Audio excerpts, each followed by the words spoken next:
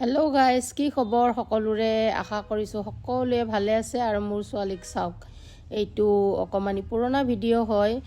আৰু এইখনত যে মানে আঠা লাগি যায় চুম্বক, তাত মানে খেলিব গৈছিলে।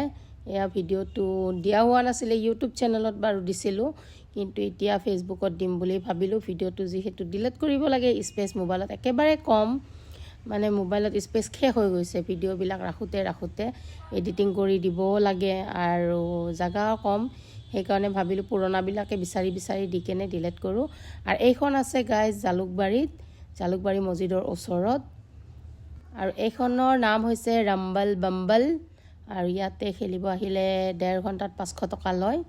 এতিয়া কি বাঢ়িল নে কমিল সেইটো বাৰু নাজানো।